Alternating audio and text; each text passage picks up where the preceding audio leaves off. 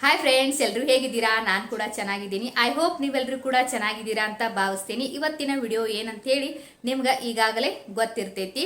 ನೋಡ್ರಿ, ಹೆಣ್ಮಕ್ಳ ಜಾಬ್ ಮಾಡೋದ್ರಿಂದ ಏನೆಲ್ಲ ನಿಮ್ಗೆ ಯೂಸ್ ಆಗ್ತೈತಿ ಅಂತೇಳಿ ನನಗೆ ಗೊತ್ತಿರುವಷ್ಟು ವಿಷಯಗಳನ್ನ ನಿಮ್ಮ ಜೊತೆ ನಾನು ಇವತ್ತು ಶೇರ್ ಮಾಡ್ಕೋಕತ್ತೀನಿ ರೀ. ಹಂಗೆ ಈ ವಿಡಿಯೋ ಇಷ್ಟ ಆಯ್ತು ಅಂದ್ರೆ ಪ್ಲೀಸ್ ನಮ್ಮ ಚಾನಲ್ ಲೈಕ್ ಮತ್ತು ಸಬ್ಸ್ಕ್ರೈಬ್ ಮಾಡೋದು ಮಾತ್ರ ಮರಿಬ್ಯಾಡ್ರಿ.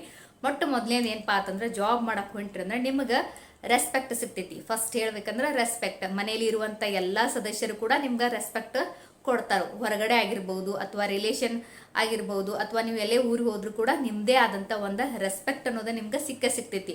ನೀವು ಹೌಸ್ ವೈಫ್ ಇದ್ದಾಗ ಯಾರು ಖಾಲಿ ಕೊಡಂಗಿಲ್ಲ. ಸಿಕ್ಕಾಪಟ್ಟೆ ಏನ್ ಮಾಡ್ತಿರ್ತೀರಿ, ವರ್ಕ್ ಮಾಡ್ತಿರ್ತೀರಿ. ಬಟ್ ಅಲ್ಲಿ ರೆಸ್ಪೆಕ್ಟ್ ಕೊಡ್ತಾರ, ಬಟ್ ಅದು ತೀರಾ ಕಡಿಮೆ. ಒಂದೇ ಒಂದ್ ಮಾತು ಬರುವುದೇನಂದ್ರ, ಮನೆಯಲ್ಲೇ ಇರ್ತಿಲ್ಲ, ಮನ್ಯಾಗೆ ಇರ್ತಿಲ್ಲ ಅಂತ ಹೇಳಿ ಎಲ್ಲರೂ ಏನ್ ಮಾಡ್ತಾರೋ ಅಂತಾರ. ಒಂದೇದೇನು ರೆಸ್ಪೆಕ್ಟ್. ಸೆಕೆಂಡ್ ಇನ್ನೊಂದು ಏನಂದ್ರ ಮನಿ, ಆರ್ಥಿಕ ಪರಿಸ್ಥಿತಿ. ನೋಡ್ರಿ, ನೀವೇ ಈಗ ನಿಮ್ಗೆ ತಿಂಗಳ ಸ್ಯಾಲ್ರಿ ಬರಾಕೈತಂದ್ರೆ ಏನಾಗ್ತೈತಿ, ನಿಮ್ಗೆ ಏನೇ ಒಂದು ಸಣ್ಣ ಪುಟ್ಟ ಬೇಕಂದ್ರೂ ಕೂಡ ನೀವು ತಗೋತೀರಿ. ನಿಮ್ಗೆ ಆರೋಗ್ಯ ಸರಿ ಇಲ್ದಾಗ ಆಗಿರ್ಬೋದು ಅಥವಾ ಯಾವ್ದಾರೆ ಒಂದು ವಸ್ತು ಇಷ್ಟಪಟ್ಟಾಗ ಏನ್ ಮಾಡ್ಬೋದು, ಸ್ವಂತ ನಾ ಅರ್ನ್ ಮಾಡೇನು, ನಾ ದುಡ್ದೇನು ಅಂತೇಳಿ ಒಂದು ಖುಷಿ ಇರ್ತೈತಿ. ಎಲ್ಲಕ್ಕಿಂತ ಹೆಚ್ಚಂದ್ರ ನಾ ಸ್ವತಃ ದುಡಿದ ಕಶಿಂಗ್ ಏನ್ ಮಾಡತ್ತೇನೆ, ಈ ವಸ್ತು ನನಗೆ ಏನ್ ಬೇಕಲ್ಲ ಅದನ್ನ ತಗೋತೇನೆ ಅನ್ನೋದೊಂದು ಹೆಮ್ಮೆ ಇರ್ತೈತಿ. ಎರಡಾಯ್ತ ರೆಸ್ಪೆಕ್ಟು ಮತ್ತು ಮನಿ ವಿಷಯ. ನೋಡ್ರಿ, ನಿಮ್ಗೆ ಮೂರನೇದು ಏನಂದ್ರೆ ಸೆಲ್ಫ್ ರೆಸ್ಪೆಕ್ಟ್. ನೋಡ್ರಿ, ನೀವು ಜಾಬ್ ಮಾಡಕತ್ರ ನಿಮ್ಮಲ್ಲೇನೆ ಸಾಕಷ್ಟು ಬದಲಾವಣೆಗಳಾಗ್ತಾವ. ಸೆಲ್ಫ್ ರೆಸ್ಪೆಕ್ಟ್ ಬರ್ತೈತಿ. ಹೌದಪ್ಪ, ನಾನು ಜಾಬ್ ಮಾಡತ್ತೇನೆ ಅಂತೇಳಿ. ಮತ್ತು ನಿಮ್ಗೆ ಏನಿರ್ತೈತಿ, ನಿಮ್ಮಲ್ಲೇ ಒಂದು ಧೈರ್ಯ ಇರ್ತೈತಿ. ಹೌದಪ್ಪ, ನನ್ನ ಕಾಲ ಮೇಲೆ ನಾನು ನಿಂತೀನಿ ಅಂತ ಹೇಳಿ, ಯಾರ ಮೇಲೂ ನಾನು ಯಾವುದೇ ವಿಷಯಕ್ಕೂ ಕೂಡ ಡಿಪೆಂಡ್ ಆಗಿಲ್ಲ ಅಂತ ಹೇಳಿ ಒಂದೇನಿರ್ತೈತಿ, ನಿಮ್ಮಲ್ಲೇನೆ ಒಂದು ಖುಷಿ ಇರ್ತೈತಿ. ನೋಡ್ರಿ, ಯಾವಾಗ್ಲೂ ಒಂದು 10 ರೂಪಾಯಿ ಬೇಕು, 5 ರೂಪಾಯಿ ಬೇಕಂದ್ರೆ ಬೇರೆದವ್ರ ಕಡೆ ಬೇಡಬೇಕಂತಂದ್ರೆ ಒಂದು ಸ್ವಲ್ಪ ಹಿಂಜರಿಕೆ ಆಗೇ ಆಗ್ತೈತಿ ಹೆಣ್ಮಕ್ಳಿಗೆ. ನೋಡ್ರಿ, ನಿಮ್ಮದೇ ಆದಂಥ ಒಂದು ಸೆಲ್ಫ್ ರೆಸ್ಪೆಕ್ಟ್ ನಿಮ್ದಿತ್ತಂದ್ರೆ ಸಿಕ್ಕಾಪಟ್ಟೆ ಖುಷಿ ಇರ್ತೈತಿ. ನಾಲ್ಕನೇದು ಏನಂದ್ರೆ ಡಿಸಿಪ್ಲಿನ್. ನೀವು ಜಾಬ್ ಮಾಡಕತ್ತಿರಂದ್ರೆ ಏನೈತಿ, ಡಿಸಿಪ್ಲಿನ್ ಅನ್ನೋದು ಬರ್ತೈತಿ. ಮನೇಲಿ ಇದ್ದಾಗ ನೋಡ್ರಿ, ಹೆಂಗೋ ಬೇಕೋ ಹಾಗೆಲ್ಲ ಇರ್ತೀರಿ. ನಿಮ್ಮ ಬಗ್ಗೆ ನೀವು ಏನು ಕೇರ್ ಮಾಡ್ಕೋಂಗಿಲ್ಲ. ಬಟ್ ಜಾಬ್ ಮಾಡಕತ್ತಿರಂದ್ರೆ ಹೊರಗೆ 4 ಜನರ ನಡುವೆ ನಾವು ಇರಬೇಕಾದ್ರೆ ಏನಾಗ್ತೈತಿ, ಡಿಸಿಪ್ಲಿನ್ ಅನ್ನೋದು ತುಂಬಾ ಮುಖ್ಯ ಆಗ್ತೈತಿ. ಹಾಗಾಗಿ ಆಟೋಮೆಟಿಕ್ ಏನಾಗ್ತೈತಿ, ನಮ್ಮಲ್ಲಿ ಡಿಸಿಪ್ಲಿನ್ ಅನ್ನೋದು ಬರ್ತೈತಿ.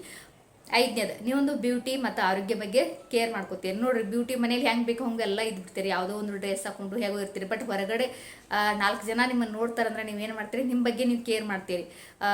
ಸಿಕ್ಕಾಪಟ್ಟೆನ ಒಬ್ಬರು ದಪ್ಪ ಇರ್ತಾರೋ ಅಥವಾ ತಮ್ಮನ ಬಗ್ಗೆ ತಾವು ಕೇರ್ ಮಾಡ್ಕೋಂಗಿಲ್ಲ, ಸರಿಯಾಗಿ ಊಟ ಮಾಡಂಗಿಲ್ಲ, ಆರೋಗ್ಯದ ಬಗ್ಗೆ ಆ ಕಡೆ ಈ ಕಡೆ ಆಗಿರ್ತೈತಿ. ಸರಿಯಾಗಿ ಟೈಮ್ ಸರಿ ಊಟ ಸಿಗಂಗಿಲ್ಲ. ನೀವು ಜಾಬ್ ಮಾಡಕ್ ಹೊಂಟ್ರಿ ಅಂದ್ರೆ ಆರೋಗ್ಯ ಕೂಡ ಚೆನ್ನಾಗಿರ್ತೈತಿ. ಮತ್ತು ಚೆನ್ನಾಗಿರೋದಲ್ಲ, ನೀವು ಚೆನ್ನಾಗಿ ನೋಡ್ಕೋತೀರಿ. ಯಾಕೆ ಏರಿಯಲ್ಲಿ ಪದೇ ಪದೇ ರಜಾ ಕೊಡಂಗಿಲ್ಲ. ಹಾಗಾಗಿ ಆರೋಗ್ಯದ ಬಗ್ಗೆ ಕೂಡ ಕೇರ್ ಮಾಡ್ತೀರಿ. ನಿಮ್ಮ ಬ್ಯೂಟಿ ಬಗ್ಗೆ ಕೂಡ ನೀವೇನು ಮಾಡ್ತೀರಿ, ಕೇರ್ ಮಾಡ್ತೀರಿ. ಆಯ್ತಾ? ಎಷ್ಟದು 5 ಪಾಯಿಂಟ್. ಅದು ಅಲ್ಲ.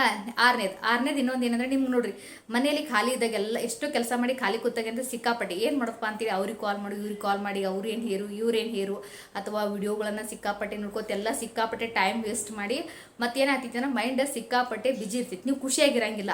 ಅವ್ರೇನು ಹೇರು ಇವ್ರೇನು ಹೇರು, ಅದೇನಾಯ್ತು ಇದೇನಾಯ್ತು, ಸಣ್ಣ ಪುಟ್ಟ ವಿಷಯ ಎಲ್ಲ ಸಿಕ್ಕಾಪಟ್ಟೆ ತಲೆ ಕೆಡ್ಸ್ಕೊಂಡು ಏನಾಗ್ತೈತಿ, ತಲೆ ಗೊಬ್ಬರ ಆಗಿಬಿಡ್ತೈತಿ. ನೀವು ಜಾಬ್ ಮಾಡಕೈತ್ರ ಏನಾಗ್ತೈತಿ ಅಂದ್ರೆ ನಿಮ್ಮದೇ ಆದಂಥ ಒಂದು ರೂಟೀನ್ ಒಳಗೆ ಏನಿರ್ತೀನಿ, ಸಿಕ್ಕಾಪಟ್ಟೆ ಬಿಜಿ ಇರ್ತೀರಿ. ವರ್ಕ್ ಮಾಡೋದು, ಮನೆ ನೋಡ್ಕೋದು, ಮನೆ ಕೆಲಸ ಮತ್ತು ಮಕ್ಕಳು ನೋಡ್ಕೋದು, ಇದ್ರೊಳಗೆ ಏನಾಗ್ತೈತಿ ಅಂದ್ರೆ ನಿಮ್ಮದು ಒಂದು ಬಿಜಿ ಆಗಿಬಿಡ್ತೀರಿ. ಮತ್ತು ನೋಡಿ, ನಿಮ್ಗೆ ಸ್ವಲ್ಪ ಟೈಮ್ ಫ್ರೀ ಸಿಕ್ತಂದ್ರೆ ಅದನ್ನ ಎಂಜಾಯ್ಮೆಂಟ್ ಮಾಡ್ತೀರಿ. ನೀವು ಮನೆಯಲ್ಲಿ ಕೆಲಸ ಮುಗಿದ ನಂತರ ಒಂದು ನೀವು 3-4 ಗಂಟೆ ಫ್ರೀ ಇದ್ರೆ ಭೀ ಕೂಡ ನಿಮ್ಗೆ ಅಲ್ಲಿ ಏನೂ ಆಗಿಲ್ಲ. ಬರೀ ಫೋನ್ ನೋಡೋದೈತಿ. ಇಲ್ಲಿ ಏನಾಗ್ತೈತಿ ಅಂದ್ರೆ, ನೀವು ಜಾಬ್ ಮಾಡಕೈತೆ ಟೈಮ್ ಅಂತೂ ವೇಸ್ಟ್ ಆಗಂಗಿಲ್ಲ.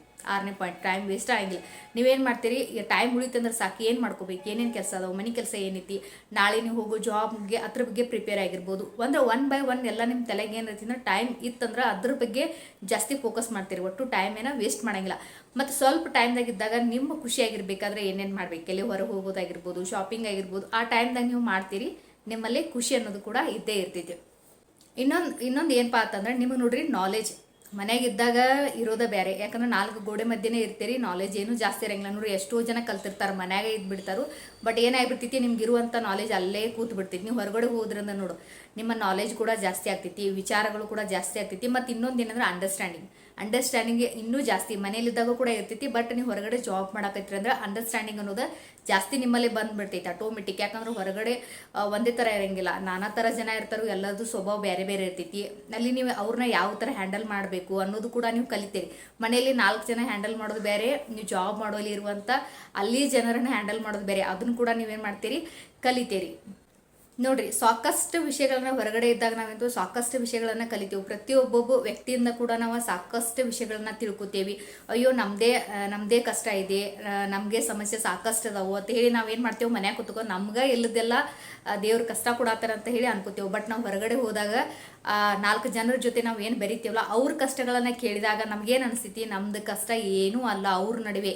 ಅಂದ್ರೆ ಅವ್ರಿಗಿರುವಂಥ ಕಷ್ಟ ನೋಡಿ ಕಶಿ ನಮ್ಗೇನು ಅನಿಸ್ತೈತಿ, ನಮ್ದೇನೂ ಇಲ್ಲ, ದೇವ್ರು ನಮ್ಮನ್ನ ಚೆನ್ನಾಗೇ ಇಟ್ಟಿದ್ದಾನಂತ ಹೇಳಿ ಅದು ಕೂಡ ಒಂದು ಅರಿವು ಬರ್ತೈತಿ. ಮನೇಲಿ ಇದ್ಕೊಂಡನೇ ಏನಾಗ್ಬಿಡ್ತೈತಿ, ಎಲ್ಲ ಇರ್ತೈತಿ. ಬಟ್ ವನಾದನೆ ಎಲ್ಲ ವಿಚಾರ ಮಾಡ್ತೀವಿ. ಅಯ್ಯೋ ನನಗದಿಲ್ಲ, ಇದಿಲ್ಲ, ನಂಗೆ ಅಲ್ಲಿ ಹೋಗೋಕ್ಕಾಗಂಗಿಲ್ಲ, ಅದನ್ನು ತೊಗೋಕ್ಕಾಗಂಗಿಲ್ಲ ಅಂತ ಈಗ ಮನ್ಯಾಗ ಕೂತ್ ನಾನಾ ಥರ ನೆಗೆಟಿವ್ ಎಲ್ಲ ವಿಚಾರ ಮಾಡಿಬಿಡ್ತೀವಿ. ಅಲ್ಲೇ ನಮ್ಮ ಇಡೀ ಆಯುಷ್ಯನ ಎಲ್ಲ ಏನು ಮಾಡ್ತೀವಿ, ಕಳೆದು ಬಿಡ್ತೀವಿ. ಮನುಷ್ಯ ಹೊರಗಡೆ ಕೆಲಸ ಮಾಡೋದ್ರಿಂದ ಆರೋಗ್ಯ ಕೂಡ ಚೆನ್ನಾಗಿರ್ತೈತಿ, ಆಗ ನಾಲೆಜ್ ಕೂಡ ಜಾಸ್ತಿ ಬರ್ತೈತಿ. ಮತ್ತು ಯಾವುದೇ ಸಮಸ್ಯೆ ಬಂದರೂ ಕೂಡ ನಾವು ಯಾವ ರೀತಿ ಎದುರಿಸ್ಬೇಕನ್ನೋದು ಕೂಡ ನಾವು ಕಲಿತೀವಿ. 4 ಜನ ಯಾವ ಥರ ಇರ್ತಾರೋ, ಅವ್ರ ಬಿಹೇವಿಯರ್ ಹೆಂಗೆ ಇರ್ತೈತಿ ಅಂತ ಹೇಳಿ ಕೂಡ ನಾವು ಕಲಿತೀವಿ. ಅಂಡರ್ಸ್ಟ್ಯಾಂಡಿಂಗ್ ಕಲಿತೀವಿ. ಆರ್ಥಿಕವಾಗಿ ನಾವು ಚಲೋ ಇರ್ತೀವಿ. 1 2 ಈಗ ಹಲವಾರು ವಿಷಯಗಳನ್ನು ನಾವು ಏನು ಮಾಡ್ತೀವಿ ಅಂದರೆ ಕಲಿತೇವಿ. ಬಟ್ ಎಲ್ಲ ಕಡೆ ನಾವು ಏನೇ ಒಂದು ಕೆಲಸ ಮಾಡಬೇಕಾದ್ರೆ ನಮ್ಮದೇ ಆದಂಥ ಒಂದು ಹುಷಾರ್ಲೆ ಇರಬೇಕು. ಹುಷಾರ್ಲೆ ಇದ್ದು ನಮ್ಮ ಕೆಲಸವನ್ನು ನಾವು ಮಾಡ್ಕೋಬೇಕು. ಮನೆಯಲ್ಲಿ ಆಗಿರ್ಬೋದು, ನಾವು ಏನು ಜಾಬ್ ಮಾಡ್ತೀವಲ್ಲ ಅಲ್ಲಿಯೂ ಕೂಡ ವಾತಾವರಣ ಕೂಡ ನಾವು ಚೆನ್ನಾಗಿ ಇಟ್ಕೋಬೇಕು. ಆಗ ಜಾಬ್ ಮಾಡೋದೇವ್ರು ಮನ್ಯಾಗ ಬಂದು ಎಲ್ಲ ಕಿರಿಕಿರಿ ಮಾಡೋದಿಲ್ಲ. ಎರಡೂ ನಾವು ಬ್ಯಾಲೆನ್ಸ್ ಮಾಡಬೇಕು. ಬ್ಯಾಲೆನ್ಸ್ ಮಾಡ್ಬೇಕಂದ್ರೆ ಒಂದು ಏನಂದ್ರೆ ನಾವು ಯೋಗ ಮತ್ತು ಧ್ಯಾನ ಯೋಗ ಮತ್ತು ಧ್ಯಾನ ಎರಡೂನ ಏನು ಮಾಡ್ಕೋಬೇಕಂದ್ರೆ ಕೊನೆಯದಾಗ ಏನು ಹೇಳ್ಬೇಕಂದ್ರೆ ಇಷ್ಟು ಎಲ್ಲ ನೋಡ್ರಿ, ಎಲ್ಲ ನಾವು ಹ್ಯಾಂಡಲ್ ಮಾಡ್ಬೇಕಂತಂದ್ರೆ ಬೆಳಿಗ್ಗೆ ಎದ್ದು ಕೂಡಲೇ ಒಂದು ಧ್ಯಾನ ಮತ್ತು ಒಂದು 5-6 ಸ್ಟೆಪ್ಪು ನಾವು ಯೋಗಾನ ಮಾಡಬೇಕು.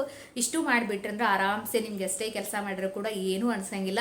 ಮನೆಯಲ್ಲಿ ಕೂಡ ನಾವೆಲ್ಲರೂ ಇರುವಂಥ ಖುಷಿಯಾಗಿ ನೋಡ್ಕೋಬೋದು.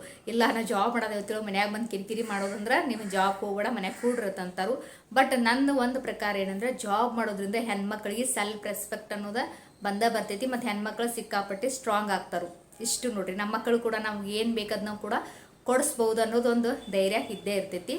ನನಗೆ ತಿಳಿದಷ್ಟು ನಿಮಗೂ ಕೂಡ ಹೇಳೇನ್ರಿ. ನೆಕ್ಸ್ಟ್ ವಿಡಿಯೋದಾಗ ಇನ್ನಷ್ಟು ವಿಷಯಗಳನ್ನು ನಾನು ನಿಮ್ಮ ಜೊತೆ ಶೇರ್ ಮಾಡ್ಕೋತೀನಿ ರೀ. ಹಂಗೆ ಇಷ್ಟ ಆಯ್ತು ಅಂದ್ರೆ ನಮ್ಮ ವಿಡಿಯೋ ಲೈಕ್ ಸಬ್ಸ್ಕ್ರೈಬ್ ಮಾಡೋದು ಮಾತ್ರ ಮರಿಬೇಡ್ರಿ.